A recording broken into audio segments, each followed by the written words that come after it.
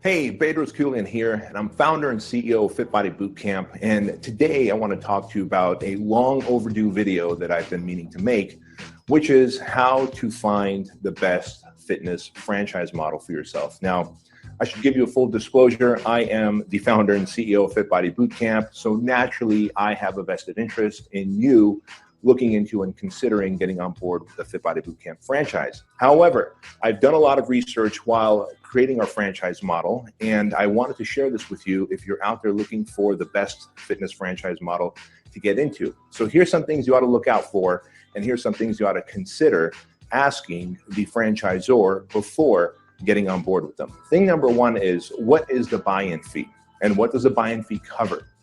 Now, typically, every franchise has a buy-in fee, and that is a source of profit for them, and it's also a source of revenue for them to use for the deliverables they're going to give you in the get-go. For example, with us, we make you a customized website.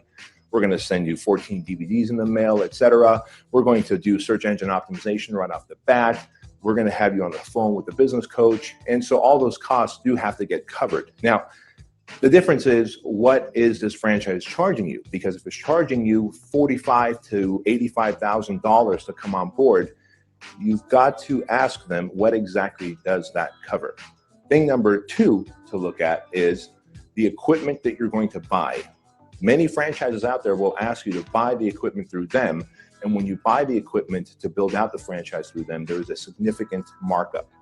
And while I'm a big fan of free enterprise and everybody profiting, it's in your best interest to find out what the equipment cost is going to be in addition to the buy-in fee, and what your limits are, whether you can shop outside for the best discount or if you're committed to purchasing that equipment from them. Thing number three to ask and look out for is, what is my franchise royalty fees? Now, the standard practice out there is to charge between 6 and 8% of your gross monthly revenues, which again, depending on the service that they're offering and the support they're giving you as you're on board with them, that may be an awesome thing. But look at it this way. If your franchise is doing $20,000 a month after, let's say, a year or two of being open, and they're taking 6% of that, they're effectively getting paid $1,200 a month on the $20,000 a month that you're making. And as you grow your business to $30,000 a month, that 6% now translates to $1,500 a month. And so you have to ask yourself, am I getting the equivalent of 6% of my gross revenue each month of services, support, and help from the franchisor? Are they helping me grow, or am I growing the business myself and giving them a larger dollar amount each month with that franchise fee? So consider finding a franchise that has a flat franchise fee of a flat dollar amount. Many people know this. I consider myself, Fit Body Bootcamp, as the anti-franchise franchise.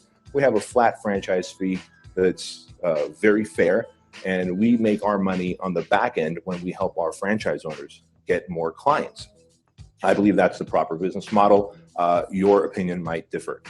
The fourth thing that you're going to want to look at is, how long is the term of this franchise?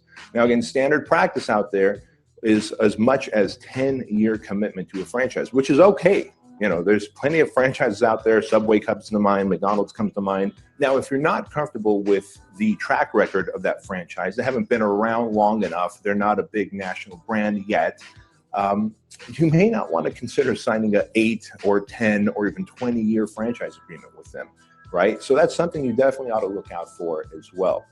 And of course, the fifth and final thing you ought to consider when looking for a good fitness franchise model to be a part of is, what is the level of coaching and support they give you?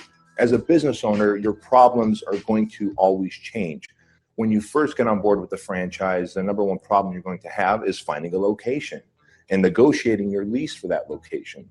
As you grow, you're going to have probably marketing and sales problems, right? All good problems to have, good challenges to have. But if you have the support from the franchisor in helping you negotiate the lease and guiding you in the size of location you're looking for, the demographics to open up in, you're going to have a greater success rate from the get-go. And so as you get into your location and as you grow your location, you're probably going to need more staff. Is the franchisor able and capable of helping you to hire and train those actual employees who are going to help you out in automating your business so that you can actually take some time off. Because the last thing you want to do is be a hostage to your business model where you're literally working 60 to 80 hours a week just to keep it running. I've seen plenty of people who own franchises out there, and as I've talked to them, we've come to realize that they'd be better off having a high-paying job where they can have more time off than owning their franchise. And think about this. As that franchise location of yours grows and you're ready for a second and third location, you want to have multiple outlets.